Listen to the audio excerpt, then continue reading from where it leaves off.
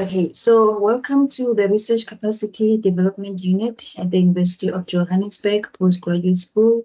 My name is Koketso Pila and I will be your moderator today. Please allow me to start off by thanking all our attendees for taking the time to join us today. And most importantly, we would like to thank our presenter, Dr. Viren Ramdani, for his effort with preparing and giving this presentation. So before I officially introduce Dr. Ramdani to you, I would like to go over some housekeeping rules and important information. And so for the housekeeping rules, if you do have questions during the presentation, please raise your hand if you would like to speak or type your question on the chat box. I will then indicate to the presenter to address the question.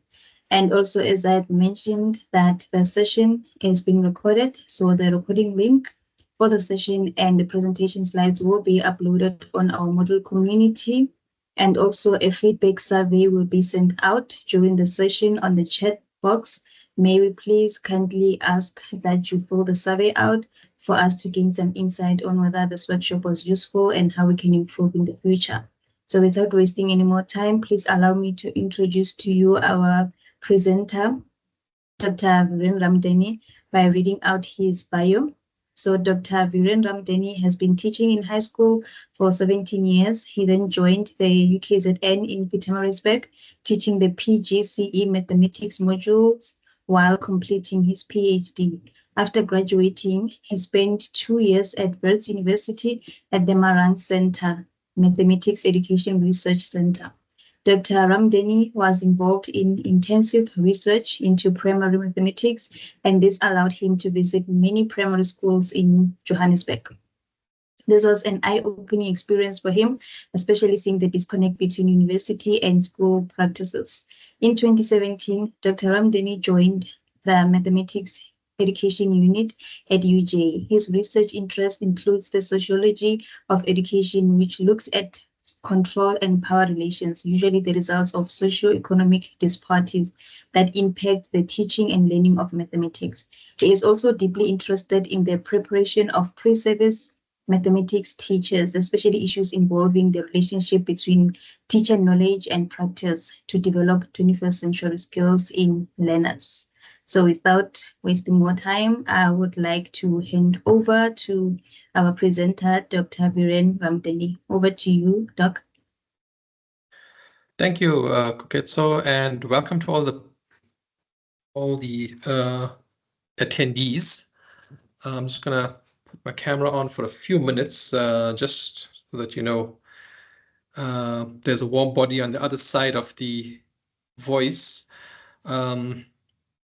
Just one thing, I'm just going to repeat what Ms. Pila has mentioned, and that is, if you have any questions or comments, please interrupt me while the session is carrying on. We don't have to wait till the end, because the interaction while the thought is in your mind is much better if I can answer it on the spot instead of waiting until the end.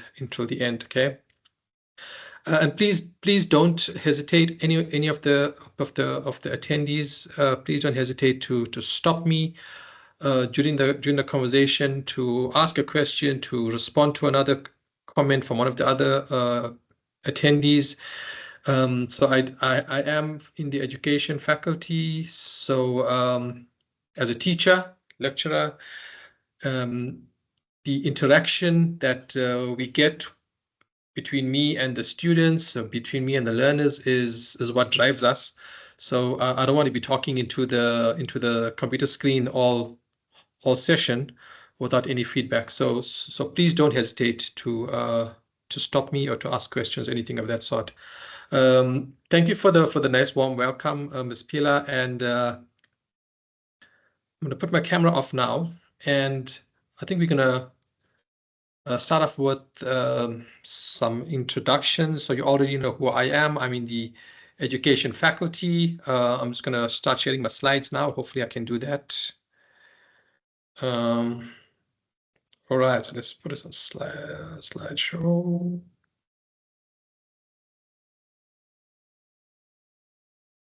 All right, so that's me.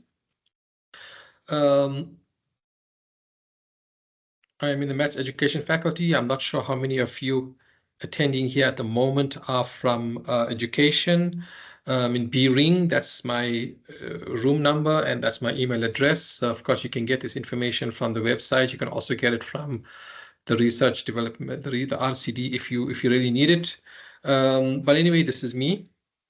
So if we can just, let me just stop sharing so we can have a quick round of introductions. Okay, let's start with Senzeni.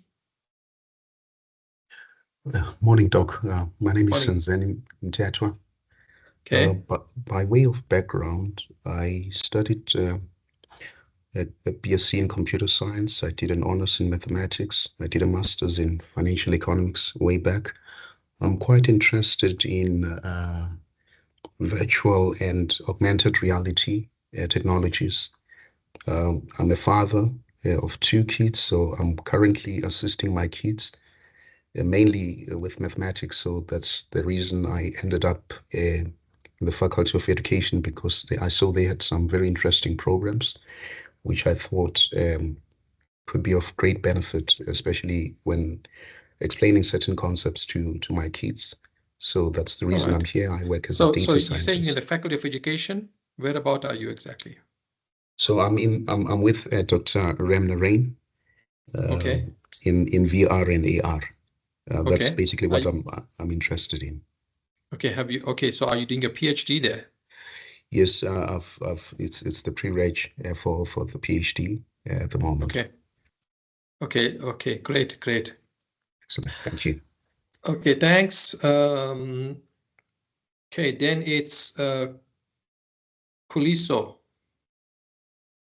Good morning, Prof, and good morning, colleagues. My name is Kodiso Matiza. I am under the Humanities faculty at the Center for Social Development in Africa as a researcher. And I am thinking of enrolling for my PhD. So I am hoping, I'm looking forward to learning from this workshop. Thank you. Okay, great. So are you currently pre-registered or are you still weighing your options? No, I'm still weighing my options. Okay. And what do they include? What do your options include? For now, I think it's me identifying where I really want to focus my research in. And yeah, I think it's a lot of reading, a lot of self-reflection. Yes. All right. So you said you're in the Faculty of Humanities? Yes, at this. And you're involved in research. What kind of research are you involved in? So I'm a researcher at the Center for Social Development in Africa. We do research to influence policy. We do different kinds of research with children, research with marginalized groups. Yeah. Okay. So that's all right. Okay. Very interesting. Okay. Thank you for that. I'm sure you'll be able to help us to understand more as this session continues. Okay. Thank you. Next, we have Tanya. Is it Tanya? Yes, thank you. Good morning, everyone. Morning. Hi, I'm a colleague of Kuli and also Senzi, who'll introduce herself just now. We work at the Center for Social Development in Africa at UJ, which is a research unit. And I've just completed my proposal. I'm just waiting. It's been sent through to the social work department and waiting for an interview now. So it's early PhD students. Yeah. Okay, cool. Great. No, well done. Thank you. So I'm sure. I hope you learn something from this session. And also hope you can learn from you as well. Thank you. Okay, no problem. Thanks. Next is Zitobile.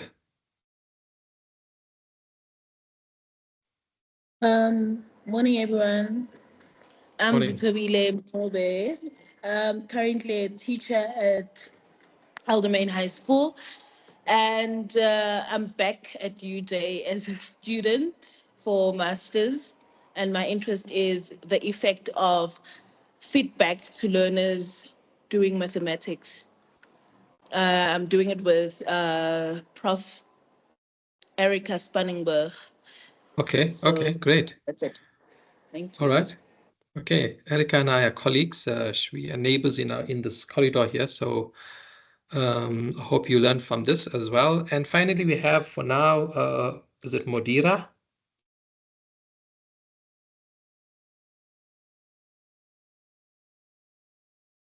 Modira, can you hear me? Do you want to introduce yourself? No. Okay. Okay, so she said something in the chat. You're unable to speak. Is it because of your is it because of your system, or is it because something physiological?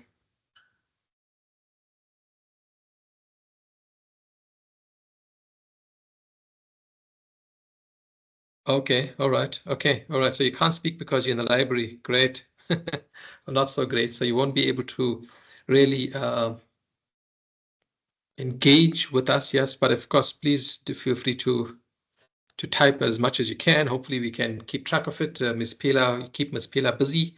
All right, so let's start. I don't know how many people we are expecting, but you are here, so we will start. I know everyone's time is very busy. So let me just start sharing again. All right, so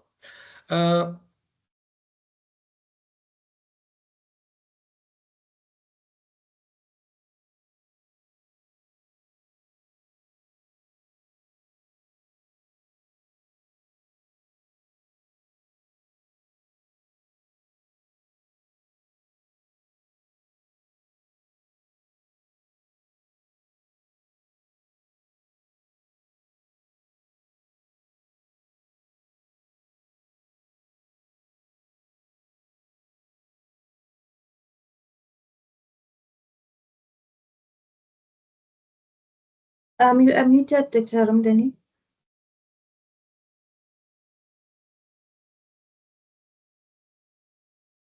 okay, sorry about that. Right, so okay, so like I was saying to myself, so all of you are currently either pre-registered or you are considering pre-registration.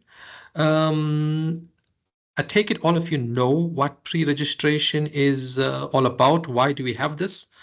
Does anyone not know? Or have you all been made aware of what this pre-registration phase is all about? You're going to have to speak.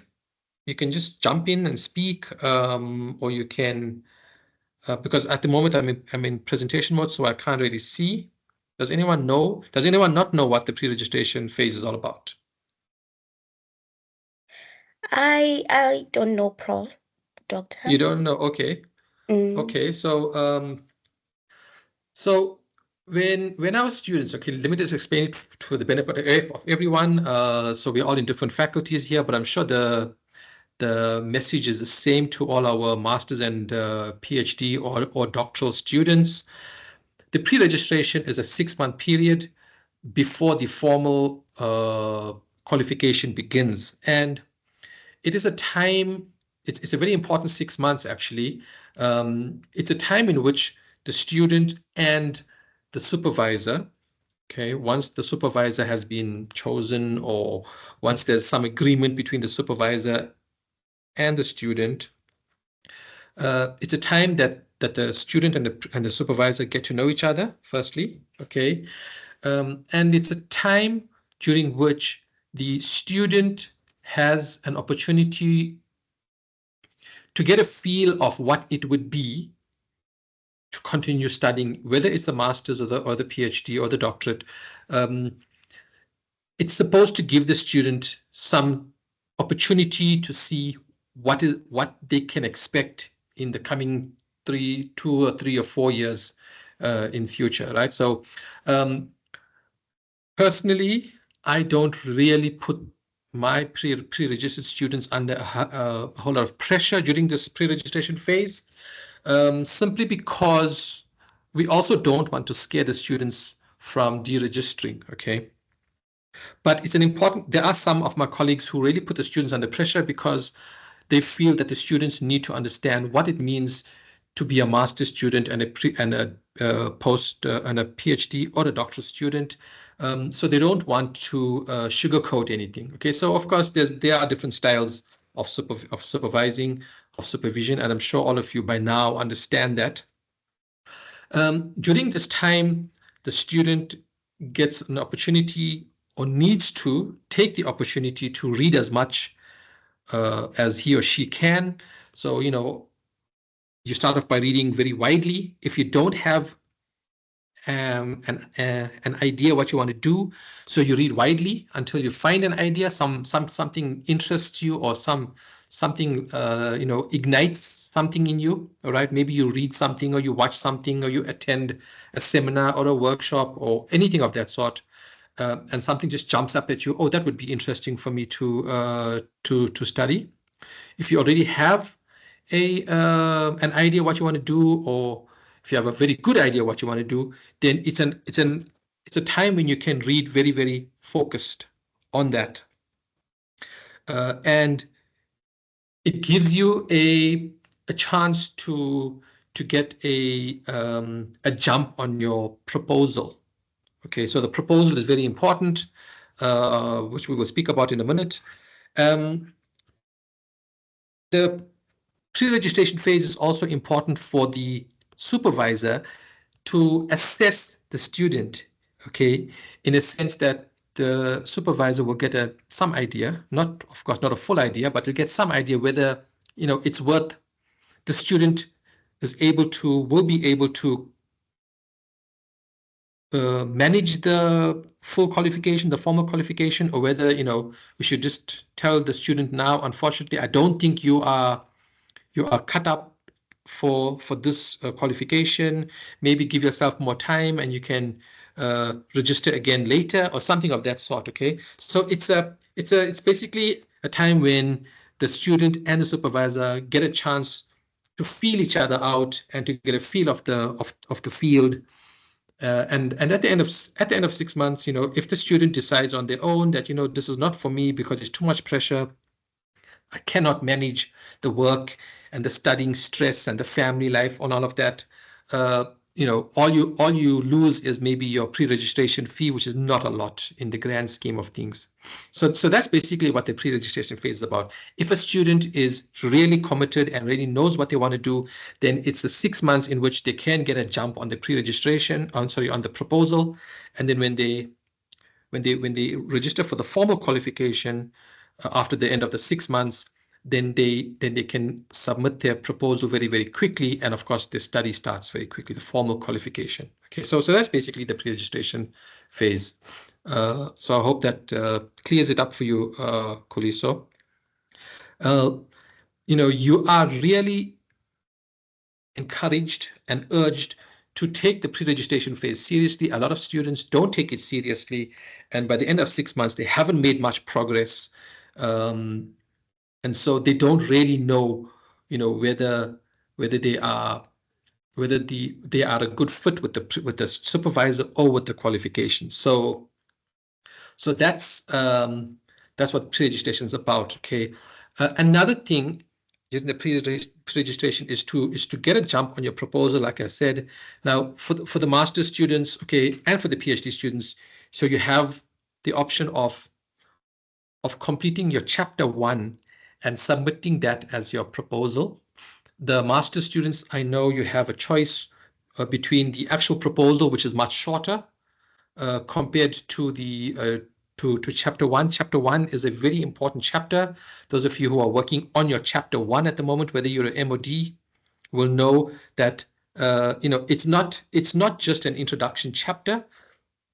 So if you work hard enough on your chapter 1, it actually lays the foundation for the rest of your dissertation or your thesis.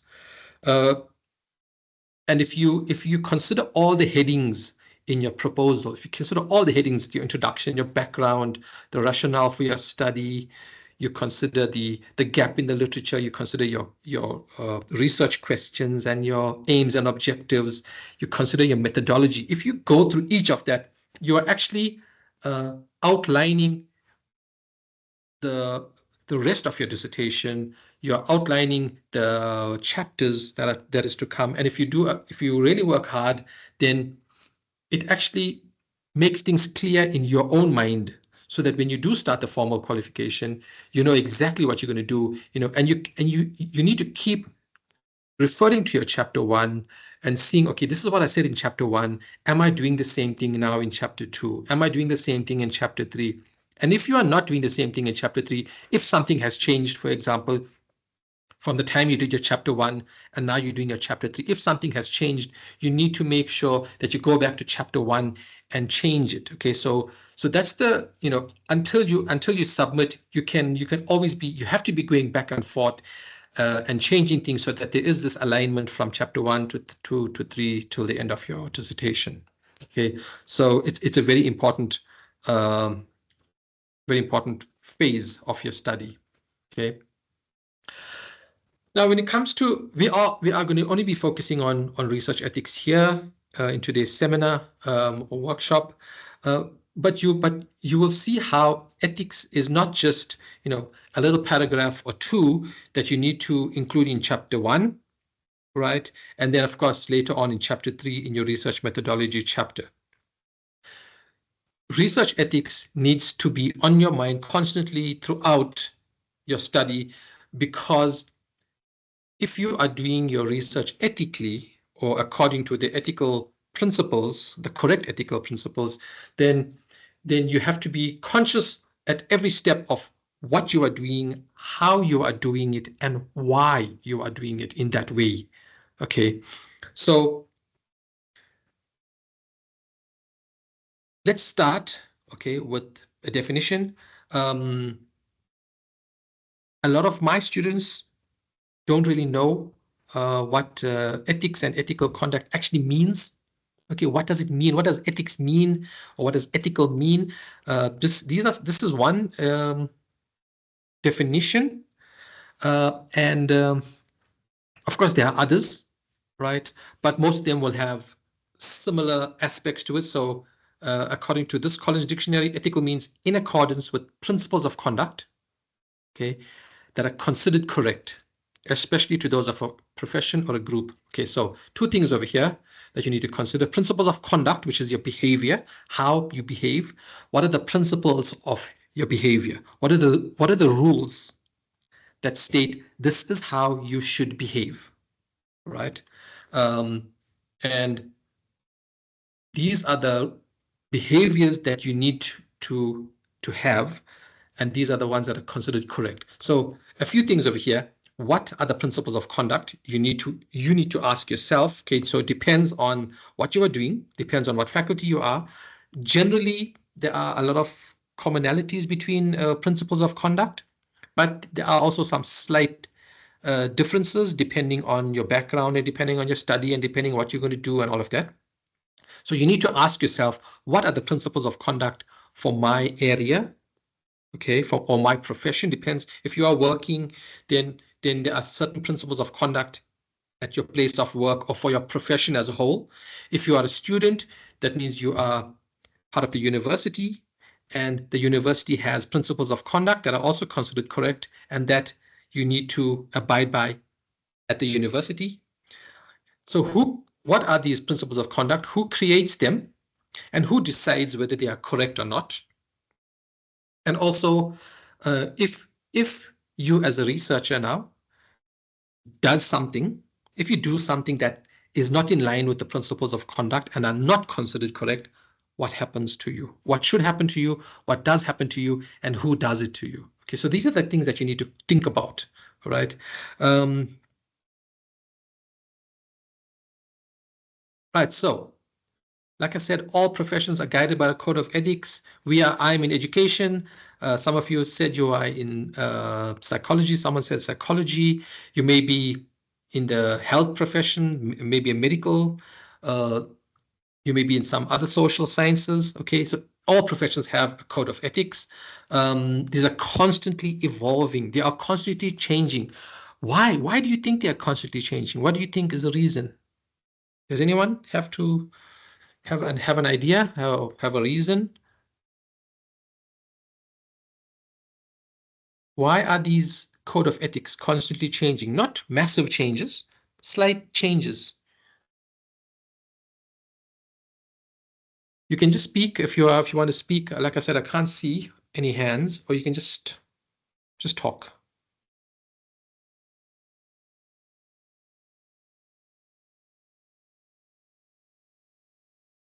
All right. So if I can go for yes, it. sure. Yeah, my Sure, thinking sure. is, yeah, the world is not static. Certain things, for instance, there are new technologies that are being introduced which challenge certain premises that we held before. And now and again, we will find ourselves having to revise certain things. For instance, in education, you have now technologies, your generative AIs, which are challenging certain things. It forces the educators to relook at what is acceptable and what is not acceptable in light of the new developments. Yes, exactly. Of course, that is something I know that all of you are very interested in. It doesn't matter what field you are in, and this whole thing about AI. We will speak about AI later in this presentation. But yes, of course, the world is changing all the time, right? And there are many professions where the code of ethics, the original code of ethics were drawn up 100 years ago, maybe. All right, maybe more than that. And of course, the world has changed, life has changed. What is acceptable and what was acceptable in the past may not be acceptable now. What was not acceptable then could be acceptable now, right? So yes, it's to accommodate the changing ethos value. Exactly what you said. And if I have to ask you, what are the principles of good conduct? Okay, so generally, what are the principles of good conduct? So in other words, what are the rules of good behavior? What are the rules? Anyone has an idea? What is the rules? What are the rules of good behavior? I assume all of you do conduct yourselves properly most of the time. What are the rules of good behavior generally? Is it? So if I could, is this an easy or a difficult question? You can continue, Senzeni. Sorry, Doc. I was just thinking it's a non-trivial question because one has to reflect. But I would say that what would constitute good behavior, for instance, is doing something that is not intended. I mean, in a practical sense, not intended to harm others. Okay. That to me would be good conduct. All right. Okay. Does anybody else want to say anything about what is principle? Is it is there one answer? Would you say there's one answer to this? Why is it difficult? We have a comment on the chat, Yes. from Tanya, and she says respect for others. Okay, That's respect for others. Okay. Which is also a Tanya, you need to maybe elaborate on that, respect for others. So again, different people have different interpretations of the same thing. Okay. And what can be seen as respect in one context, in one situation, I'm not saying it will, but it may be seen as not so respectful in another context. Okay. Whether it's just in a social context, whether it's in a work context, whether it's in a research context. So, yes, there are many principles of good conduct that are common, but there are also some that are very specific to the professions. Okay. Oh, excuse me. And we will talk a little bit about that in your own professions, in your own studies, in your own areas very soon, right? So if you look at most. Dr. Ramdeni, Yes, sorry. We have a hand from. Sorry, we have a hand from Tanya. I think you want to elaborate on what she Okay, said. please go ahead, Thank Tanya. you. Great. Yeah. So just to elaborate on what I said, I think also, I mean, in terms of context, I think that's what you're alluding to, would also determine what the code of ethics would be. So, for example, if you're doing research in an urban environment versus a rural one, I think your ethics could be different in a rural environment, where perhaps if you're sort of trying to gain, for example, interview people in a particular community in a rural area, you would need to go through, say, for example, sort of community leaders. Now, in an urban area, that might be, people might see that as problematic, because where does confidentiality come in? Where one can sort of, where you work specifically with individuals, or you would approach an individual to be part of an interview. In a rural context, that may not apply in that particular way, that you would need to look at the community as a whole and go in from that way. That's just an example from what I'm doing. No, it's a good example. It's a good example, and yes, you are correct. So when it comes to something like respect, which you mentioned, that is very, very context dependent. And when I say context, I mean, developed world contexts. Then there's, urban. In South Africa, we have urban and we have rural and we have township, peri-urban. There's a whole lot of different contexts. And in each of those contexts, there are different principles of conduct. So yes, while there may be some overlapping commonalities, it's not a very easy question to answer, right? When you look at ethics in research, okay, so of course, ethics in research is derived from ethics generally. Ethics in research actually began mainly in the health profession.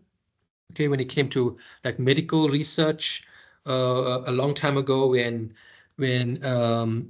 doctors, maybe surgeons, researchers, medical researchers decided, we need to understand how human beings operate. We need to understand how the human body works. We need to understand, we need to do research on medication and on drugs and all of those kind of treatments. So it actually stemmed from medical research, and that is why there's this whole. The first thing is about causing harm to individuals. Okay, so there are certain things that are considered unethical. In other words, you do not do it in most professions, and that is causing harm to individuals. Okay, so the first thing, and if you think about the doctors' Hippocratic oath, the oath that they take when they become doctors, the first thing they say there is first do no harm. Okay, so whatever you are doing, whether it's in life or whether it's in your research, the first thing you need to do is you do not harm anyone else. Okay, so that's the first thing. Then, of course, this whole thing about confidentiality, which you did mention, Tanya. Whenever you are doing research, you need to ensure that the participants in your study, the respondents in your study, their identities remain confidential. Using information properly, whatever information you gather from your participants or from your research setting, or even from other researchers, whatever information you collect must be used properly. We'll talk about what that means, and we'll also talk about introducing bias. Okay, so we are all from different faculties here, either the Faculty of Education or whether you're from FADA. I don't know if anyone's from FADA here. And of course, some of you are from Humanities. So each faculty in the university has its own research ethics committee, which deals with all ethical issues regarding your research. So you need to complete a research ethics proposal if you want to conduct research, and submit it to the committee, and the committee will send your ethics proposal out to a panel. And so it's not just one person, it's usually 2 or 3 people who will review your proposal, your ethics proposal, and then they will make comments. And in the comments, they will say whether you need to change certain things before you actually do your research, or whether it can be accepted as it is, but they will definitely give some kind of comments, okay?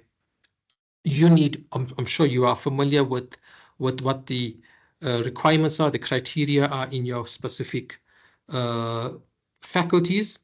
And as an M or a D student, you would have been through this process before. I know in honors, in education, we do have a little research component in their qualification where we take the students through the research process.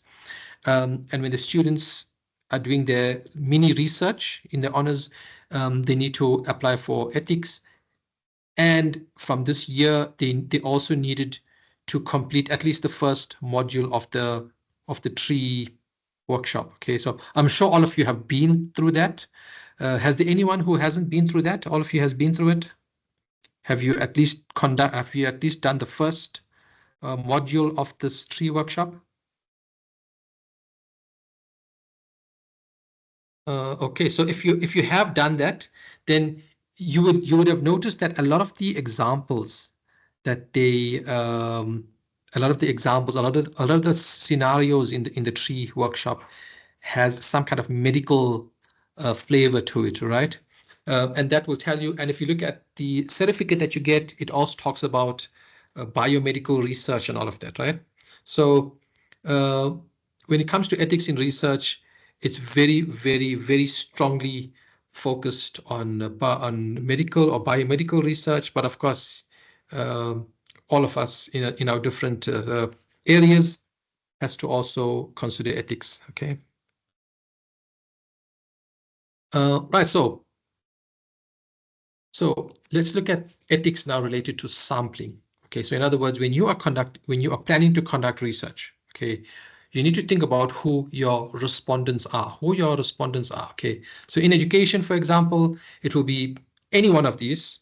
Okay. So it's the learners or the students. So if you're at the university, it's a student. In school, it's learners. If you're conducting research with teachers at school or with lecturers at the university, the community at large has a big part to play in educational research activities. Okay, so the Department of Education, a lot of times you need to get they have their own ethics process. Okay, so you can get ethics from the University of Johannesburg, but you also need to get ethics from the Department of Education or the DBE, or in Gauteng it's the GDE. You also need to get, even if you are doing research in a private education institution, which is not under the auspices of the DOE, you still need to get some kind of ethical clearance from them, and you need to understand who are the people that are involved or necessary to consult in a private education institution.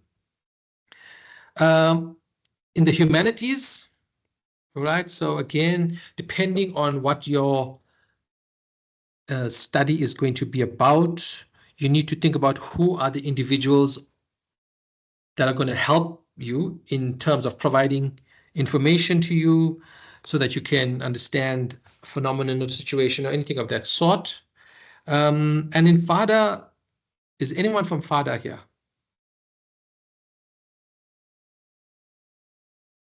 Is anyone from, no one from FADA? So Faculty of Arts and Design. All right, so no one from FADA. All right. Okay. So as a researcher, you might be very fortunate to have some kind of funding. So you apply for funding and you get it. NRF funding at the university, NRF funding is available, or most of the time you can get URC funding, which is the university research funding.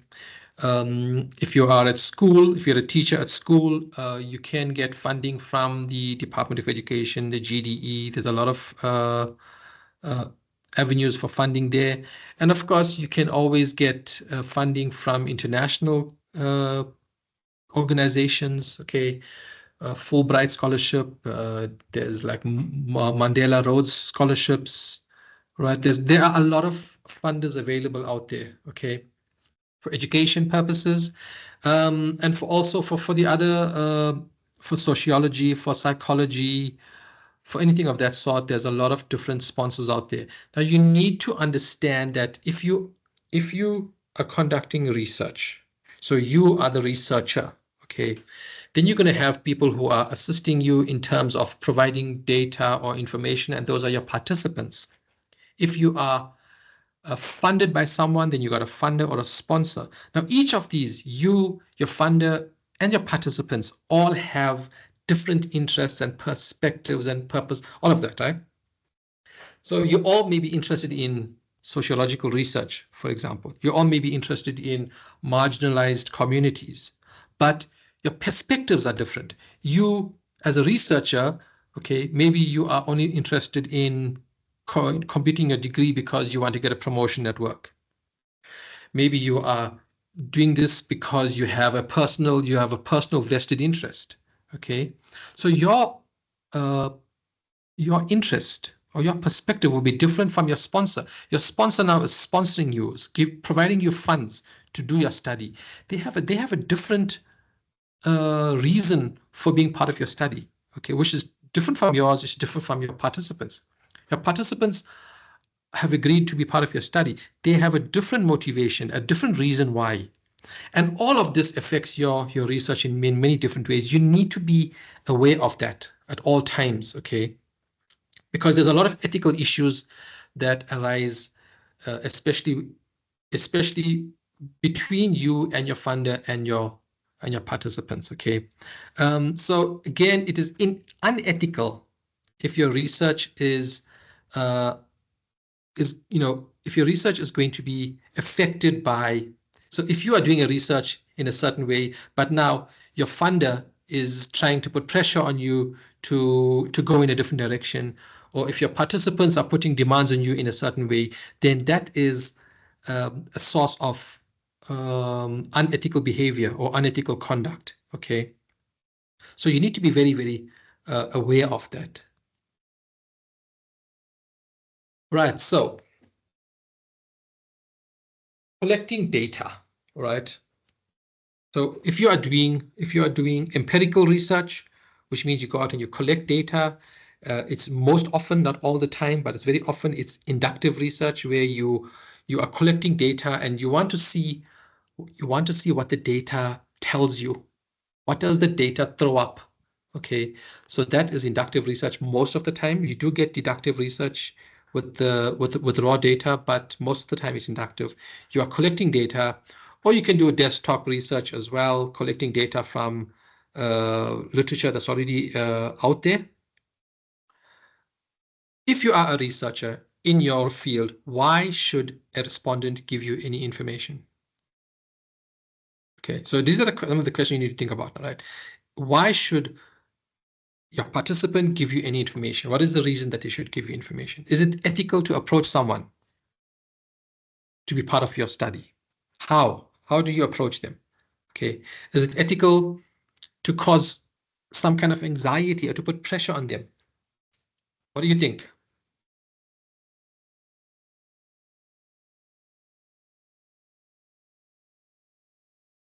Hello, hi. Yes, carry on. I think it's not ethical to force someone to participate in the study. They should be willing to do so. Okay. So, okay. Yes, I think. So why should you approach someone and say, you know something, please, I want to collect data for my study. Please, can you be a participant? Why should they give you information? How would you make it appealing to them? I think it would be the way that their information will be used and how they will be protected from whatever. Okay, so you tell them all of that at the beginning. Yes. Okay. Yes. All right, but what if they're not interested? What do you do then? I think it would be best to leave them alone. Okay. All right. Yeah. Right. So, if you think about it, right? If no one, so if you are a researcher and you want to really find out, you really have a burning research question that you want to answer, and you know that the only way to to answer your question, the only people who can assist you are people from a certain community, right? And if you approach those people and you say, you know something, please, I'm conducting this research, it's very important research, it's important to me and all of that, could you please help me, right? If those people, or if that people in that community do not assist you, then, you know, it's likely that we are never going to learn anything, right? We are never going to learn anything about the world. So it's like a strange situation where you want to learn something about a phenomenon, you want to answer a question, but if the people are not interested in helping you, then how are we ever going to learn about what happens in the world? How are we ever going to do any research if people do not want to be part of it? Okay, so on the one hand, yes, it is silly to ask these questions or to think about it, but if you think about it, if no one is prepared to participate in research, then there won't be any progress in the world, right? So, of course, we don't want to force people to participate, but you really need to make it appealing to them. You need to make it seem as if, or you need to make them understand that it is important to them to participate. It's important to you to participate, and these are all the reasons. Before you talk about, okay, don't worry, I will keep your name out of my research. I won't mention your name. I won't take a photograph of you. I won't take a video of you. But please, you need to make sure that you really instill in them the importance of your research, okay? In whatever way, but without putting pressure on them, without making them anxious or anything of that sort, okay? So when it comes to collecting data, it's, you know, it's great when people agree to be part of your study, because, you know, getting research participants can really be frustrating at times, but it's also frustrating when you do have a set of participants and then during the study the people decide that they don't want to be part of it anymore. Okay, or you hand out 100 questionnaires and you only get back 40, right? So it can be frustrating, but that's also part of the process. So when it comes to ethical issues with your participants, one of the most important things is informed consent. Okay, now informed consent means that the people who you want to be part of your study is giving you their permission. Okay, they are giving you the permission. Okay, I want to be part of your study. Okay, so you have shown them that your study is relevant to them, to the wider world. You are not wasting their time over here, because that's also unethical. Okay, and so they will provide you with consent. Now the consent has to be in writing most of the time. Okay, you need to give them as much information as you can. Of course, you don't have to give them everything, but you need to give them most of it. If they ask you for something, you need to give them the information, unless the information they are asking you for is also confidential. Okay, and yes, they need to be volunteers. They must want to be part of your study. It must be voluntary. You don't force them and you don't coerce them. So again, don't put pressure on them to take part in your study, right? But there are certain threats. So in other words, there are certain groups of people that you are not allowed to ask for informed consent for, right? And these are the people. These are the groups of people. Okay, so very old people, for obvious reasons. Very old people, of course, most of the time, they are not the kind of people that you are considered to be competent to provide information to you or to provide consent. People suffering from conditions that exclude them. Okay, some people suffer from conditions that maybe they are not in the correct frame of mind, mental state, from making informed decisions. Okay, so remember, informed decision means that the people understand what you are saying, and they are able to judge. They're able to weigh the information to make judgments. If people have certain conditions that prevent them from doing that, then they cannot be considered competent to give you information. Okay, people who are in a crisis. So if people are in a terrible state. So people who are recovering from an injury, or who are recovering from an illness, or people who are going through some kind of personal or professional tragedy, okay, those people are not in the right frame of mind to be able to provide informed consent to you. So you cannot give that person something to sign, and then after that use, and then that will not be admissible to a research ethics committee. Okay, if you are conducting research in a language that your participants cannot speak or cannot understand, then they cannot provide informed consent to you. Legally, they cannot provide informed consent. People who are dependent upon you for a service. So, for example, maybe not in education, it could be in education. So, if you are a teacher, and if you are asking your students to be part of your study, okay, or if you are the manager of a company and you are asking your employees to be part of your study, they are not considered competent to provide informed consent to you because they are dependent upon you, okay, for a service. So if they provide consent to you, it could not be for the right reason. They could be doing it for you. They could be providing consent to you, but they are feeling under pressure that if I don't provide consent, then I am in trouble. Okay, so people who are dependent upon you cannot provide informed consent to you. And of course, children. If you're under 18, you are considered a minor, and the minors are not deemed competent because of maturity level, okay, to provide informed consent. Okay, so is it ethical to provide incentives to respondents, to your participants? What do you think? So you want people to participate in your study, okay, and you provide an incentive in some way. Now, I'm not saying what incentive. It can be anything. It can be something small. It can be something big. Is it ethical? What do you think? Is it ethical to provide incentives? Just speak out, please, because like I said, I can't see.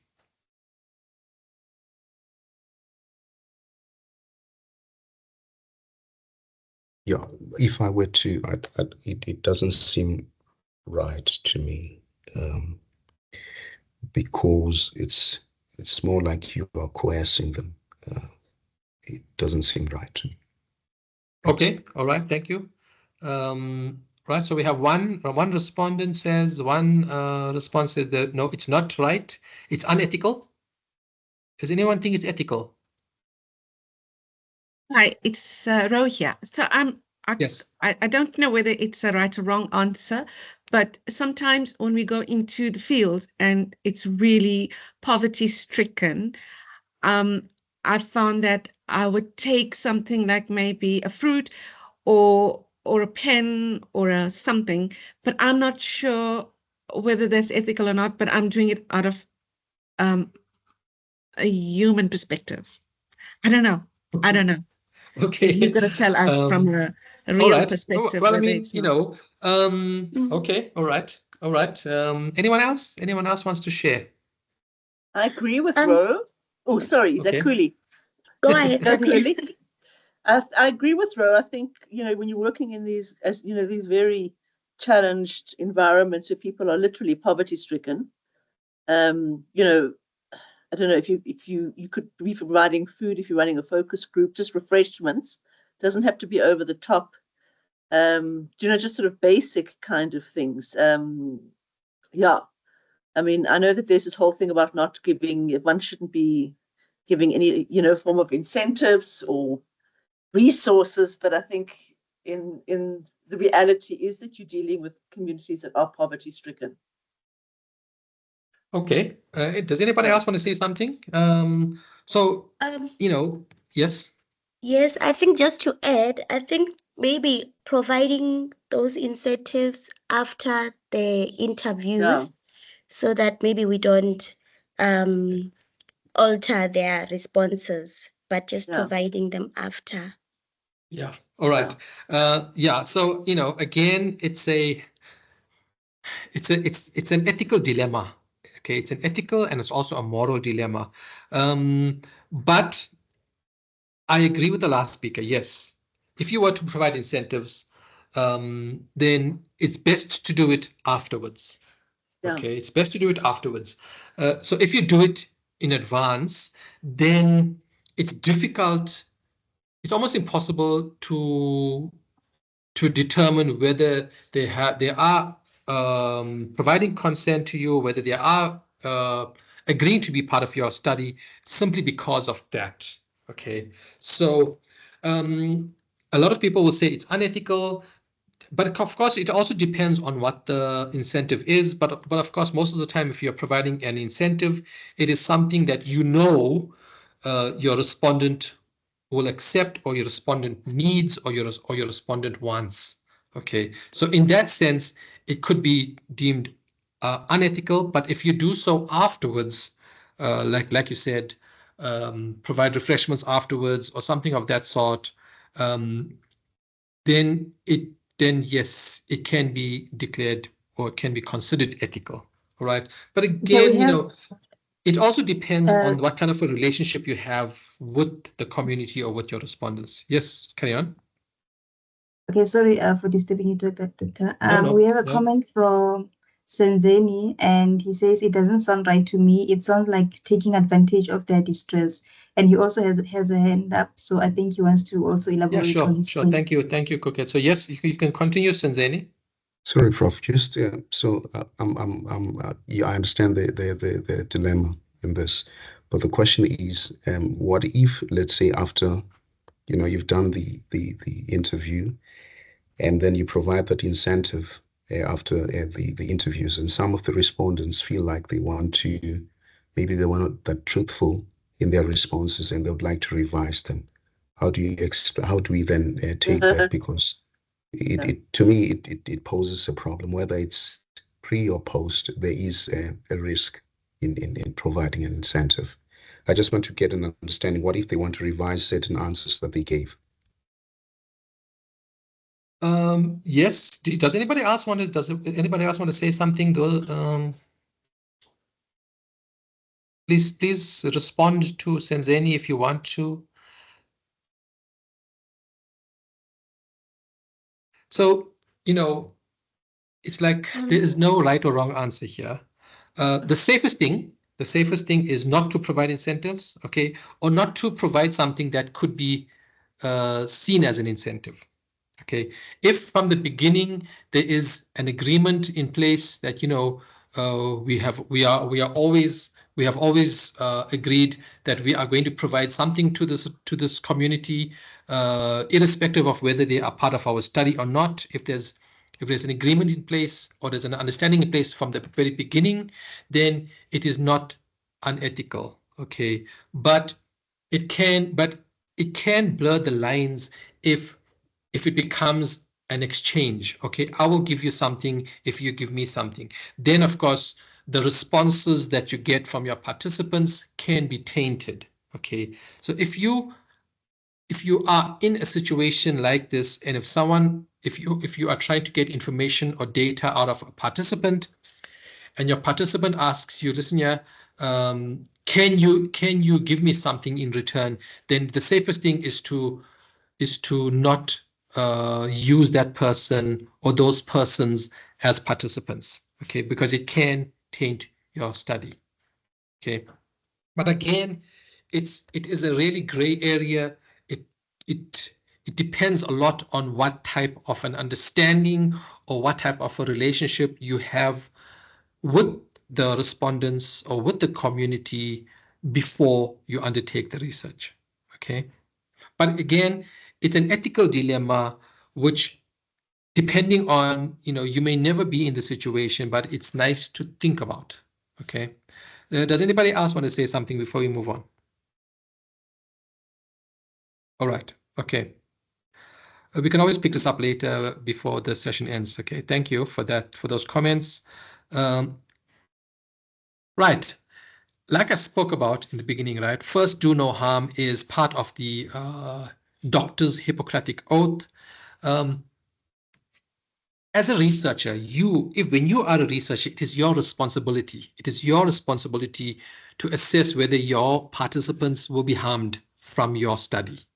Okay, it is your responsibility. And how are you going to know that? Is by thinking about it a lot, by doing research, by seeing what has been done out there. How have other researchers made sure that no harm has come to their respondents in any way? Okay, so what is considered harmful? Okay, so this is what's considered harmful. Okay, if you are doing medical research, then of course there's anything that's dangerous. Any experiment that's dangerous is considered harmful. Okay.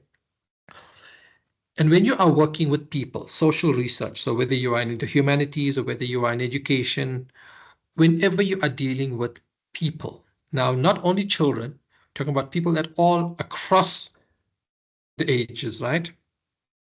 You have to ensure that your study does not cause any kind of discomfort to them or anxiety, or it must not be seen as if you are harassing them.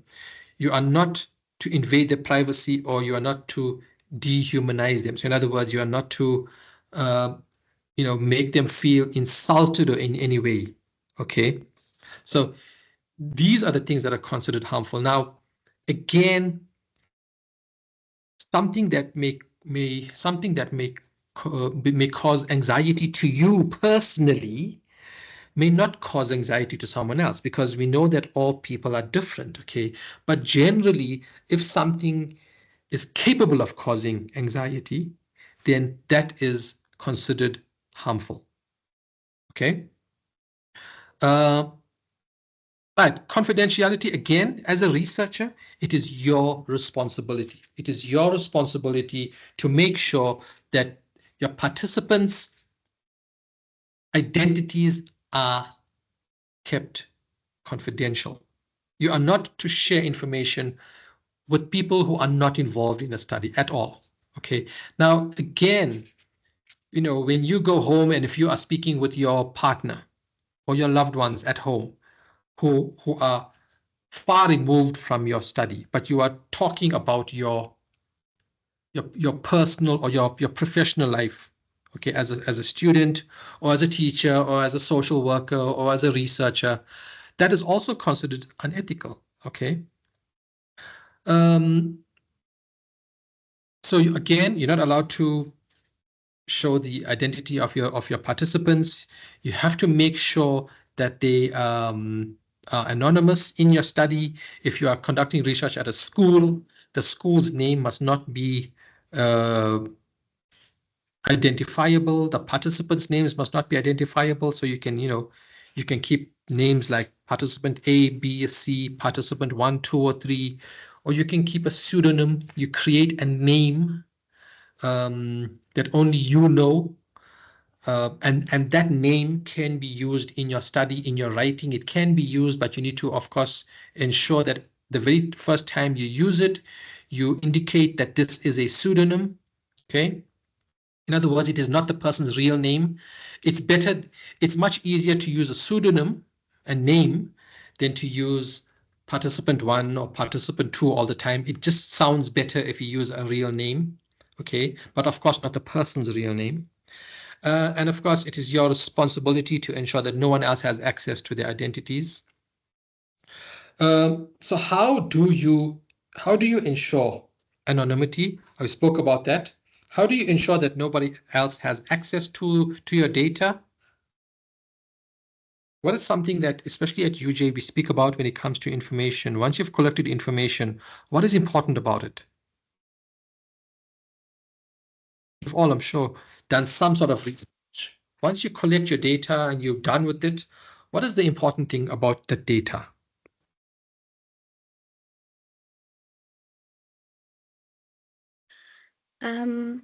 I think it's the way you store it.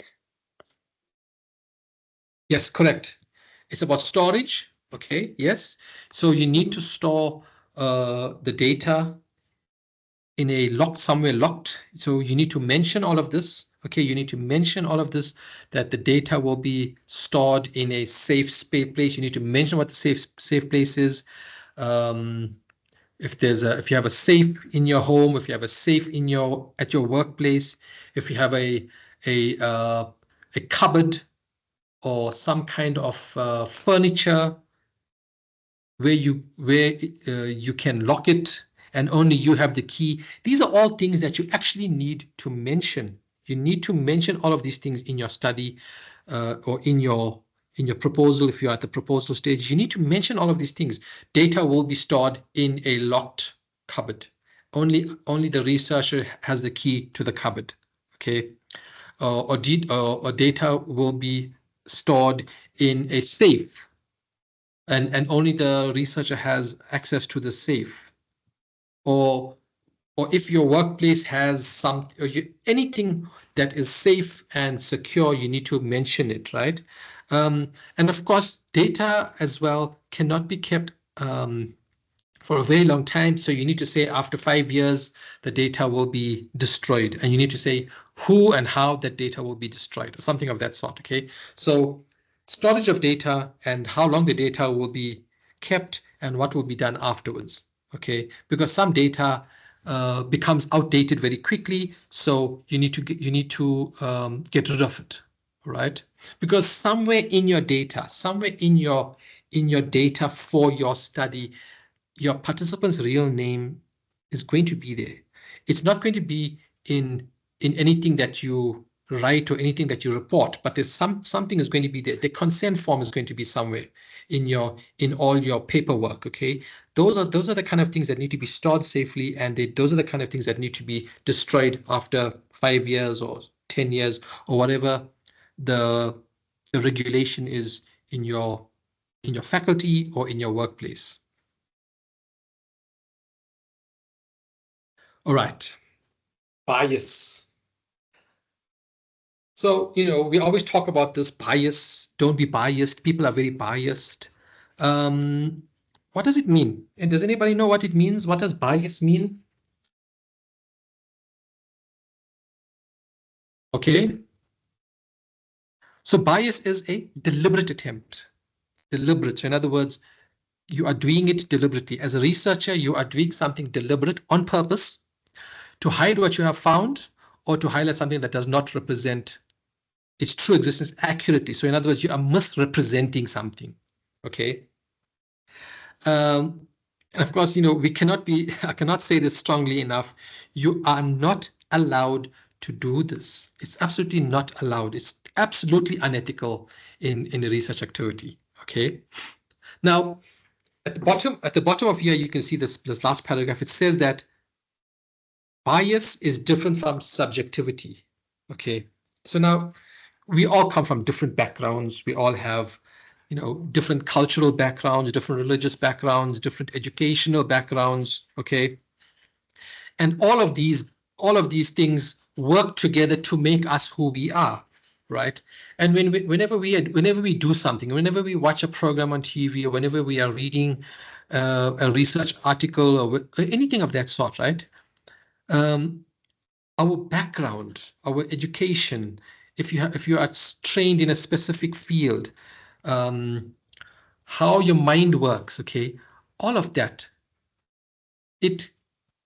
what it does is it influences how you see the world. It influences your perspective, and that perspective comes out in your life. It comes out in your writing when you are writing something research focused. If you are writing a research paper, a journal article, if you are writing your proposal, if you are writing your dissertation or your thesis, your perspective comes out there. Okay, and that is not the same as bias. So your subjectivity is like inherent in you, and that's again built up by your background and your training and your education. Bias is if you are doing something deliberately because you want to control the narrative. Okay, so I'm just gonna stop sharing this for a moment, right? Very, very quickly. And I want to share you something else with you. Okay, so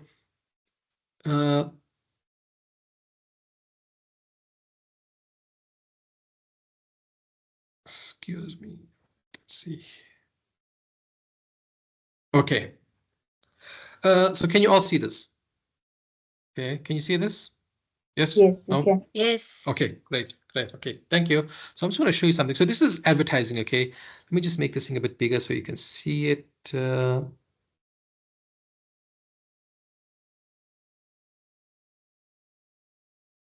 Okay. Let's just make this bigger, sorry. All right, so this is something from a newspaper, okay? It says there, the Times leaves the rest behind. The Times is a newspaper.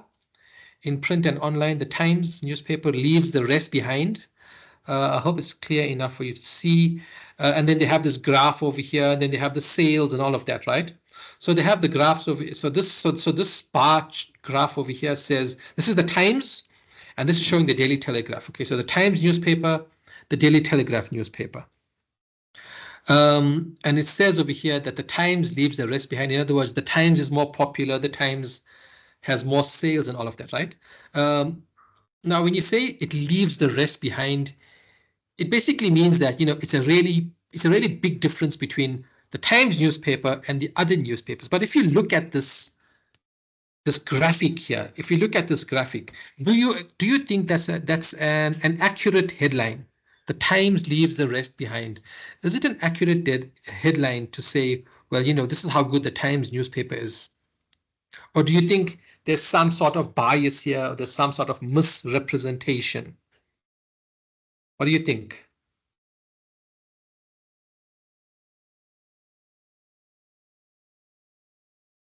Yeah, it looks like an exaggeration. Okay.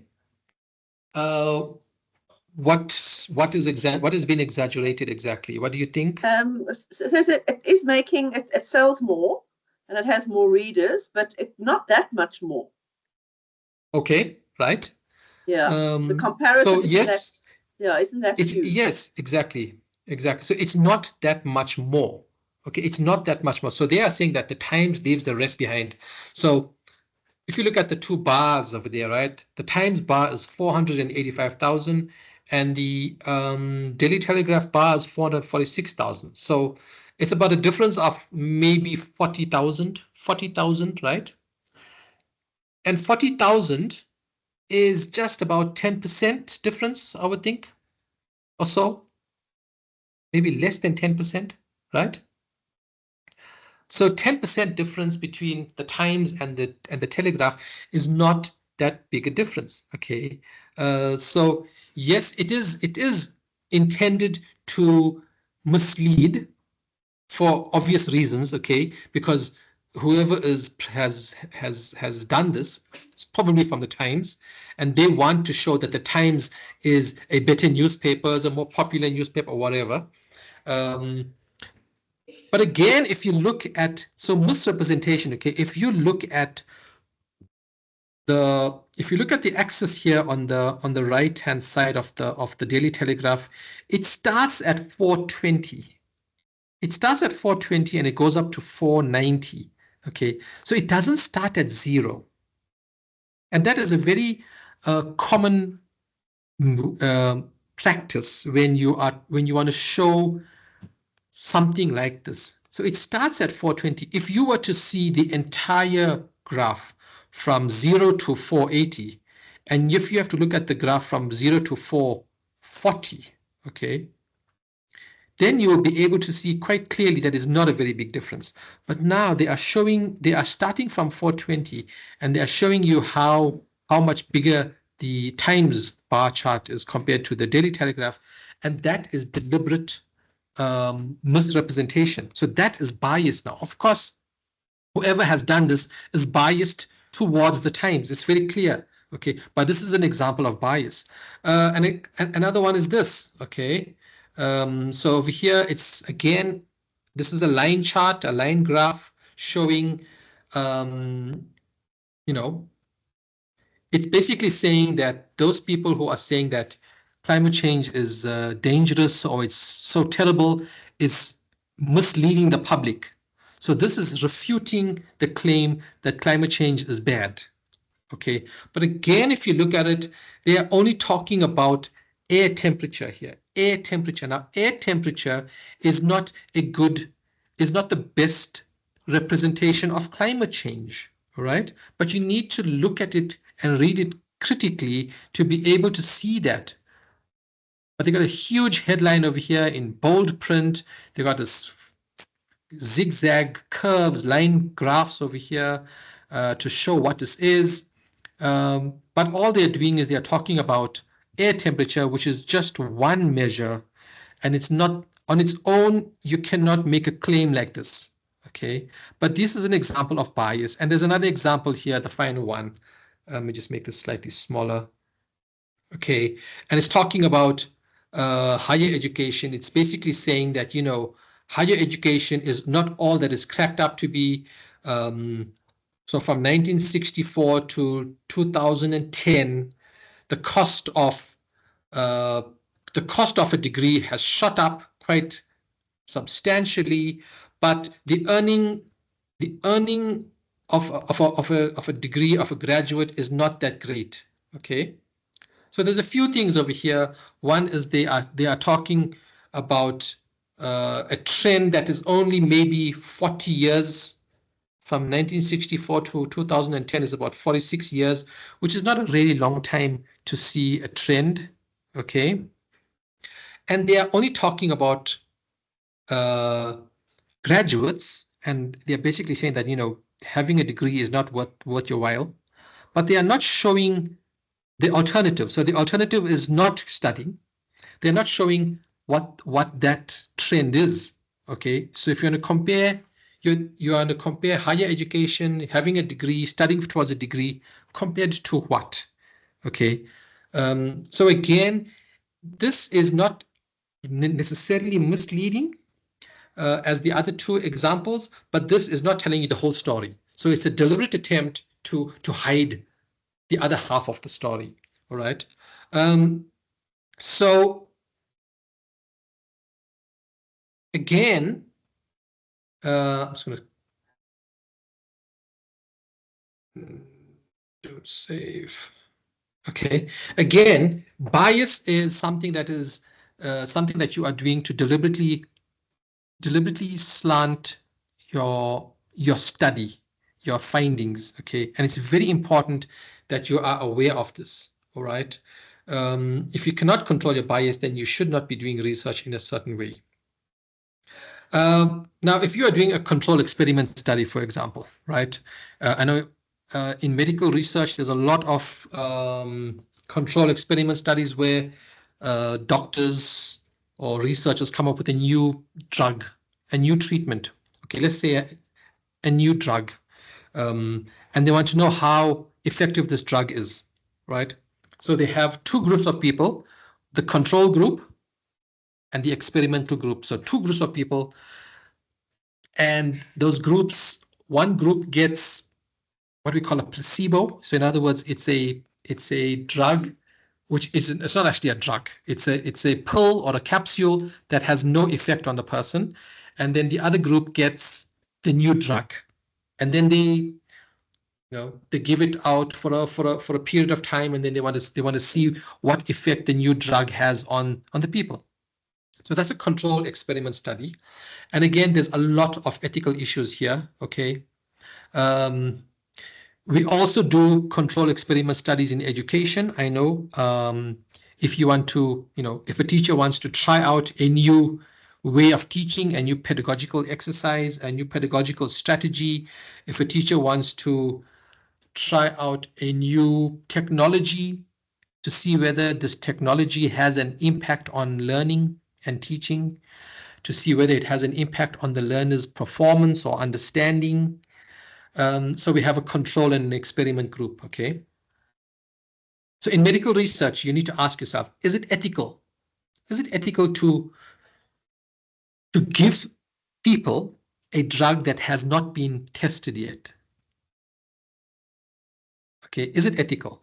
In educational research, if you are in education, some of you are in education here, or even if you're not in education, if you are in social or humanities, okay, is it ethical to have a control and an experiment study? When you are choosing a control and an experimental group in school, You want to decide, okay, I'm going to have 2 classes. In one class, I'm going to teach in this way. In the other class, I'm going to teach in a different way. How do you decide who's the control and who's the experimental? Do you think there's any bias involved? Can it be really random? What do you think? Ethically, think about bias, think about ethics. Is it ethically correct? Is it ethically sound to have a control in experiment study? Think about your own area. Think about your own area of research. You are working with people. So you are working. So some of you mentioned going into a marginalized area. Okay, people who are very poor, who don't have a lot of basic necessities. Of course, you want to change their lives in some way for the better. Okay, but what makes you choose one group of people and not another? How do you decide? Is there any ethics involved in your decision? Should there be any ethics involved in your decision?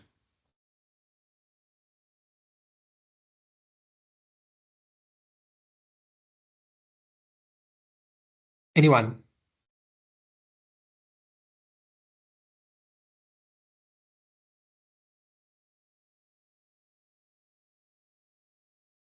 Nothing? I'd like to try. Sure. Maybe if you're going to the marginalized community, maybe you could have some sort of criteria as to what is it that you really want to study. And let's say maybe you can go, if you are looking for people who are under poverty, maybe you could have some sort of criteria to say if you don't have meals, maybe 3 times a day, those kind of things. I think that's something that I would consider. Okay, all right. So, but do you think it's, of course, you know, when you want to help a certain group of people in your study, in your research, you have to understand it's not possible to help everyone. Okay, that is true. And you know, it may be a difficult decision when it comes to choosing. It should be a difficult decision, I think. Okay, it should be a difficult decision when it comes to choosing one and not choosing another group. Okay. So there's a lot of ethical issues involved over there. How do you know that the group that you are choosing is not the result of your bias?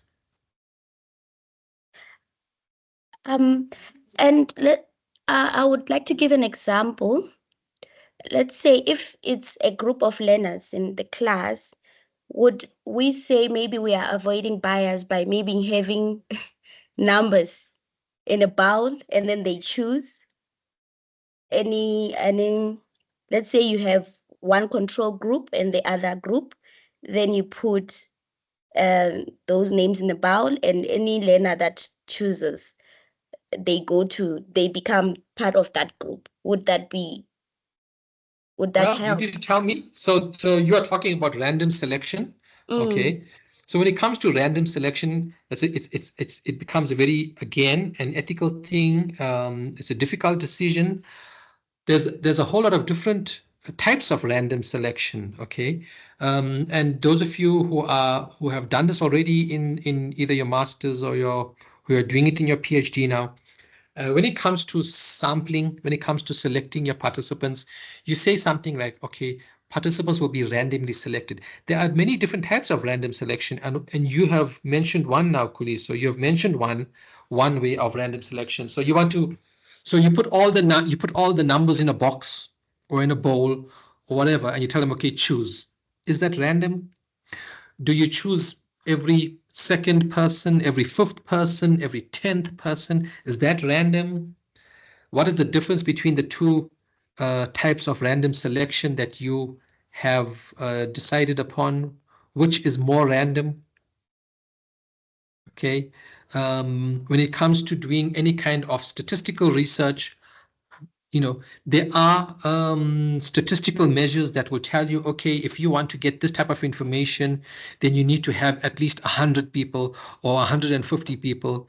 If you are giving a questionnaire out to people to answer, if there are 10 questions in that questionnaire, then you need about 100 people or maybe 200 people or maybe 50 people. So there are statistical measures that tell you something like that. But if you are doing a random selection, how random is your selection? There are certain measures that you can choose to test to see whether your selection has actually been random. It doesn't have to be random. It can also be very purposive. So you want to do a study in a specific context for a specific reason. In that case, it can't be random. It has to be very, very purposeful and purposive. If you want to do a study with mathematics teachers, Senzeni, you have to choose mathematics teachers in your study. You cannot go and choose teachers who teach English or teachers who teach geography if you want to know about mathematics teachers. So so there's random sampling, there's purposive sampling, there's different types of random sampling, there's different types of purposive sampling. You need to know what it means. You need to know how to choose a representative sample. If you want to generalize, you need to choose a representative sample. Okay, so there's a lot of things that you need to consider when you are choosing your participants for your study. Okay. Again, when you are doing research methodology, how you are conducting a study. Okay, if you are choosing a specific method or a procedure, you need to be very sure that this method or this procedure is going to help you to find what you want to. It must be accurate. So if you are using a method that you know is not going to find something, or you know it's going to disprove a study, then that's unethical. Okay, if you want to know how people feel, if you want to know how people feel about a certain political party, and you go to a community that you know has been neglected by the government or by the political party, if you go to a community like that, then that is a very highly biased sample. They are going to tell you things that is going to only give you one side of the story. So that's a highly biased sample. If you are using an invalid instrument, so in other words, invalid means it has not been, so has your instrument been validated? Has it been piloted? Have you done tests on your instrument to know that your instrument is accurate, it's sound? If you draw the wrong conclusions from your instrument or from your study, then that is unethical. So when it comes to research methodology, when it comes to sampling, when it comes to all of these things, ethics plays a big part. It's not just, ethics does not only refer or apply to only one part of your study. It applies to almost everything of your study. What about when you are done collecting information, when you are done collecting your data, you selected your participants, you have validated your instrument, you have collected your data, you have analyzed it. Okay, so all of that has been done ethically, properly, correctly. Now you have to write it down, and you have to present your information, and you have to report your information. Okay. It has to be done objectively. Objective. If it's not objective, then it's biased. Okay. And you need to ask these questions over here. What should you do? What should you do? How can information be used adversely? How can the population that you have chosen be protected from harm? Is it ethical to ask questions that you know is going to the findings are going to harm your participants in some way? Is it ethical? What should you do?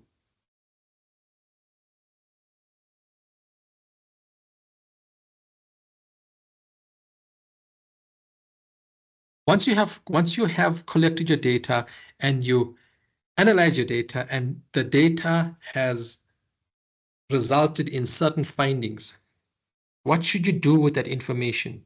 Do you ask your respondents, your participants first? Do you ask them about it? Do you tell them about it before you report it? Listen, I asked you these questions. I asked you get your participants together. I've asked you these questions. I've given you this questionnaire. I've done the survey. This is what I have found. Should I publish this? Will you be happy with me publishing it? Because it's going to show your community, even though your community is not going to be made known, but people in your situation, it's going to show you and the people in your situation, not you because your name is not going to be divulged, but people like you, it's going to show you in a very bad light. Do you tell them that? What do you think?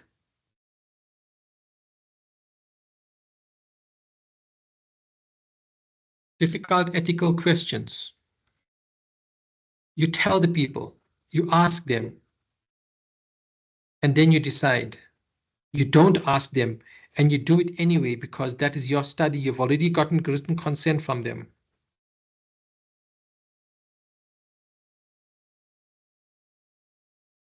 It's something to think about.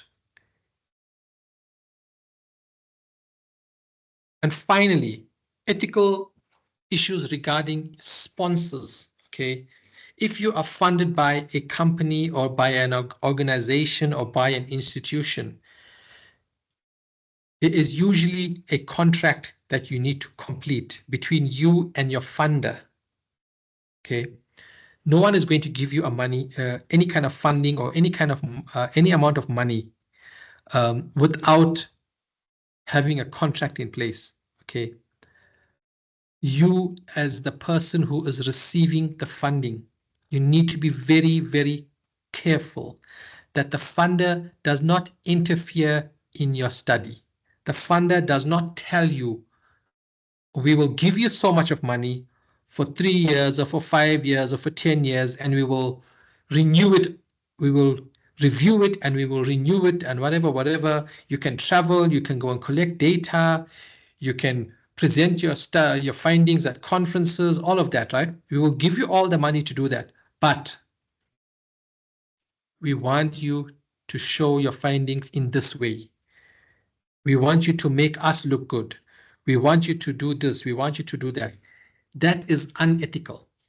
It's great to have someone sponsoring your study. It's the best thing. If you don't have to pay for your own study, it is the best thing, okay? But you need to be very careful that your funder or your sponsor does not interfere in your study. They cannot influence your methodology. They cannot influence your reporting and your findings.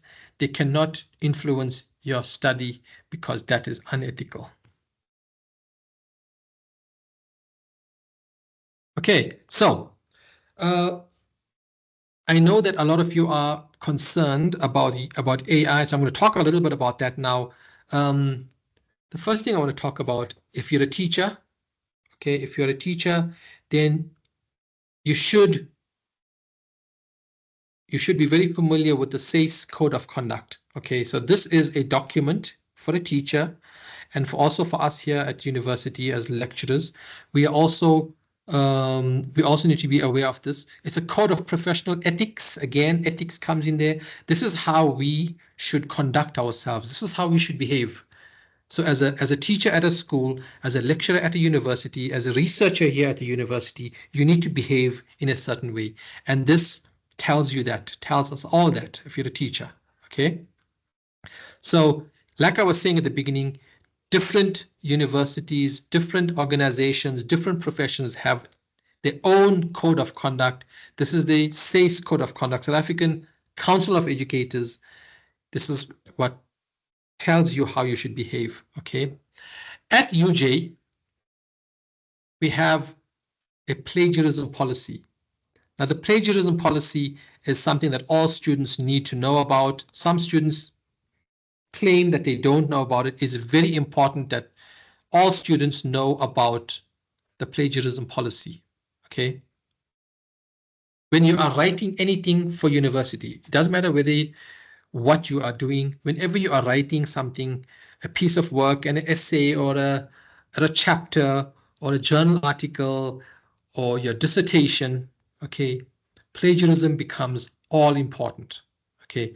And plagiarism is, if you are guilty of plagiarism, then you are breaking the ethical code. So if you look over here, this is the UJ plagiarism policy. It's available on the UJ website. You all should be aware of this. So plagiarism is academic dishonesty. It compromises academic integrity, and these are the 5 ethical values, okay, to plagiarism. Honesty, trust, fairness, respect, and responsibility. So as a student at UJ, as a researcher here, as an employee at UJ, you need, and if you are writing anything that is associated with you and with UJ, you need to ensure that you are not plagiarizing. Now, plagiarizing basically means that you are using information that is not your own. You are using information that is not your own, and you are not acknowledging it. You are not referencing it properly. You are not saying that this information is not my own. I'm borrowing this information. I am using it for my own study, but it is not my original work. You need to be able to say that. If you do that properly, if you reference someone else's work properly and correctly, then that is not plagiarism, okay? So you need to look at this. So it basically means a person commits plagiarism if you wrongly represent or pass off or reproduce someone else's words, phrases, concepts, ideas without adequately acknowledging it. So in other words, you're not referencing it properly, okay? So that is the plagiarism policy. It is the cornerstone of ethical conduct at the university. It's a cornerstone of students' ethical conduct when you are doing any form of written work. Okay. Now, there's also a AI guideline, UJ AI guideline for students. This is again available on the UJ website. You should be aware of it. Okay, you should have your own copy of it somewhere. And it's basically, we don't have an AI policy yet at UJ. Okay, so in other words, if you are using ChatGPT, or if you're using Quillbot, or even if you are using something like Grammarly, okay, to help you to do any form of written work, okay, you can get an AI large language module, they are called, okay, you can get something like ChatGPT to do your entire essay for you, to do your entire paper for you. It will do it for you, okay? And if you want to know what the policy is, it says over here, be sure to read the UJ plagiarism policy, because we don't have a UJ AI policy as yet. We have guidelines. This is a guideline document, and the guideline document simply says that you need to be responsible when you are using AI. You need to use it ethically. You need to be informed about the dangers of using AI. You need to be transparent about it. In other words, you need to state, you need to reference that you have used it, but you need to be responsible when you're using AI. Okay, there is no policy as yet at the moment. I know in the Faculty of Education, we are working on a policy. I'm sure in all the other faculties, they are working on a policy when it comes to AI. At the moment, we only have guidelines. And we refer you to the plagiarism policy, because if you are using AI to generate work for you, that is considered plagiarism, because you are not using your own words, your own thoughts, your own ideas, okay? If you have asked, you just go on to ChatGPT and you tell ChatGPT, write a paper on learners' mathematical performance in trigonometry. It will do that for you. You tell them, you tell ChatGPT how long you want it to be. You tell ChatGPT what your headings must be, and ChatGPT will write it for you. But it is not your own work. It is not your own thoughts. It is not your own ideas. It is not your own words. And that basically is plagiarism. So at the moment, our AI policy refers you to the plagiarism policy, okay, because you don't have a policy as yet for AI. So if you are using AI to help you, you need to reference it properly. You need to acknowledge it. You need to say that I have used AI in this way. You need to say what AI you have used, and you need to say how you have used it. So you can say something like, I have, or I wrote the paragraph first in my own words, and then I asked ChatGPT to rewrite it in better language. Okay, so as long as you state that upfront, then you will not be charged with plagiarism. Okay, but you should be very, very conscious of this plagiarism policy, which is which tells you what plagiarism is, which tells you what you should do, and it tells you what the penalties are, what is the punishment. This is your responsibility as a student, how you manage it, and these are the, so your first thing is to develop the student. You need to educate the student if you find a student doing something wrong. And these are the disciplinary procedures. There are a few levels, level 1, level 2, level 3. So there are 3 levels. I think the worst level is you can be dismissed from the university, and you won't be allowed to study here anymore. All right. I actually think that's the end of it. That's the end of my presentation.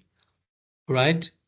Of course, if you are, and then all of you should have been, should have by now written something. If you have done your master's, you would have had to write a journal article to submit with your dissertation in order to graduate. If you are doing your PhD, then you should also be involved in publishing, in publishing your work. And of course, again, there are certain things that you need to be aware of when you're publishing. At the university, we are very conscious at the moment about publishing in the correct journals. Every year we have a new list of predatory journals, which we don't want students or staff to publish in. Okay, so if you have published, you would have known by now. If you have published on your own, if you have published with your supervisor, I'm sure your supervisor would have advised you that there are certain journals that we do not publish in because they are known as predatory journals. In other words, they charge you money to publish there, but they guarantee that your article will be published, which is great, but you will not get any subsidy for it. You will not get any money from the DHET for it, because those journals are not they are not accredited by the Department of Higher Education and Training, right? So that is one thing that you need to be concerned about. We also at the university, if you're a student and you are publishing on your own work, on your own study, you have to include your supervisor or your supervisors as co-authors on your work, because they have provided throughout your studies, they have provided you with intellectual input, they have supervised you, so they have contributed to your study in some way, and so you have to acknowledge them as an author. If you have asked people to contribute to your work, but they have not contributed in terms of writing, but they have maybe contributed in terms of maybe they were language editors, or maybe they were they did some statistical work for you. So those colleagues of yours, do not necessarily have to be authors, but you can acknowledge them. There's usually an acknowledgement section just before your references, where you can acknowledge your sponsors. If your study was sponsored by a company or an institution or an organization, and that's where you also acknowledge people who have contributed to your study or to your journal article, but are not necessarily authors. And finally, the university likes us as staff, and they like the students to publish substantive work. In other words, we want you to publish quality work, although in a way it's a bit contradictory, because the university does put us under pressure to publish a lot, but they also want us to publish quality work. So they say that they want us to publish quality over quantity, but it's not really the case most of the time. But it's always nice to publish quality work. Do a good quality job. People can cite your work. People can refer to your work often. Your citation index increases, which is always good for you as well as a researcher. Okay.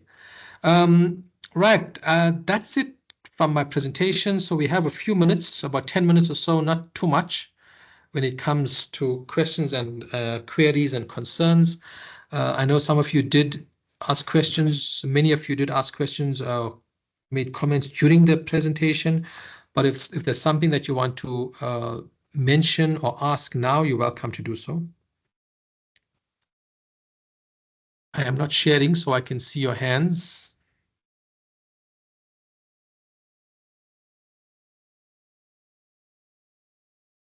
Okay, nothing. That's great, I suppose. So whatever stage you are in of your study, whether you are doing your master's or whether you're doing your doctoral or a PhD study, your chapter 1, if you're doing it in the form of a chapter, your chapter 1, or if you're just doing it in the form of a proposal document, okay, it's very, very important that you do it thoroughly. Okay, you do it thoroughly. You do it. You know, there's a lot of work that goes into your chapter 1, and I don't agree when there are some people. Some of my colleagues actually say that chapter 1 and chapter 2 are difficult. Chapter 3 is easy because it's just your methodology. You've done your study, so you know what you've done. You're just writing what you've done and all of that. I believe that all chapters are equally important. Chapter 1 is very important because it does lay the foundation for you to keep referring back. If you do a really good quality job in your chapter 1 and you keep referring back to it as you are doing your study, it does guide you. It does remind you, this is what I wrote, so I must continue in this way, or this is what I wrote, but I've done something different now, so I need to change what I did in chapter 1. Okay, and when it comes to your ethical write-up, as you have seen from this presentation, I will make the presentation available. I will send it to Koketso, and she can make it available to you, but it will be on the recording as well. When it comes to the ethics, there's a lot of things that you need to consider, and you need to mention it when you are doing your ethics write-up. Okay. And why do you need to mention it? It depends on of course, who your participants are. It depends on what your study is all about. Okay. The main thing about your ethics is that you need to show the examiner, you need to show the reader that you have been and that you are aware of it. Okay. As a postgraduate student, a master's or a PhD student, you need to show that you are aware of ethical issues when you're doing a study. Okay, you cannot plead ignorance, unfortunately, when you are doing a study. You have to show that you are aware of it. And you have to show how you have attended to ethical issues. Okay. Is there anything that you want to say? Anything? I see that some of you have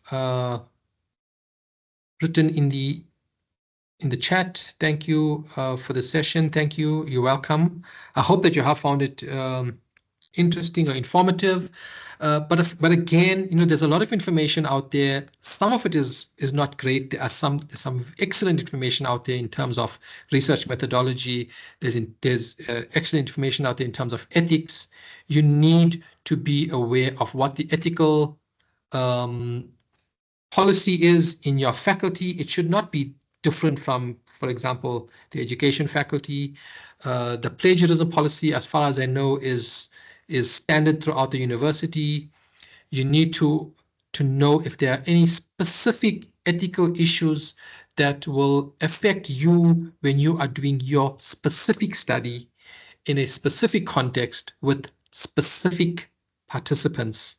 Okay, so while there are general ethical issues that cover a lot of different professions and a lot of different faculties at the university, there are slight tweaks and slight differences depending on the specificity of your study and of your context. Okay. So I would like to thank you. I'll rather do it now. We're almost done. Thank you for attending. Like I said, I'm not sure how many of you were supposed to have been here, but thank you for attending. Thank you for the comments and thank you for your responses. And I do hope that you have learned something. It's always difficult to know. My details will be on the slides here when you receive them, and you're welcome to send me an email anytime. I'm pretty good at responding to emails. And that's it for me. Thank you so much. Thank you very much, Thank Dr. you. Ramdeni. Thank you very much. Thanks, Doctor. Okay, you're welcome. Bye. Okay, are we done, Koketso? Yes, let me just take this opportunity, Dr. Ramdeni, to thank you for honoring our invitation and for giving such a detailed presentation. I think we all benefited a lot from this presentation, and we thank you so much. And also, let me thank the attendees who took their time to attend the session, and I hope you found it beneficial. Well, you have, because I see the comments are very positive on the chat, and so we thank you so much. Just a final reminder for you to please complete the survey form so that we can get some insight on whether this workshop was useful. And thank you so much for attending. And until next time, if there are no questions or comments, then yes, we can close the session. Thank you very much for attending and have a good day further. Thank you. Thank you very much, everyone. Have a nice long weekend. And to all the ladies, have a wonderful, happy Women's Day tomorrow. Goodbye. Bye. Thank you. Bye. Thank you. Bye. Bye.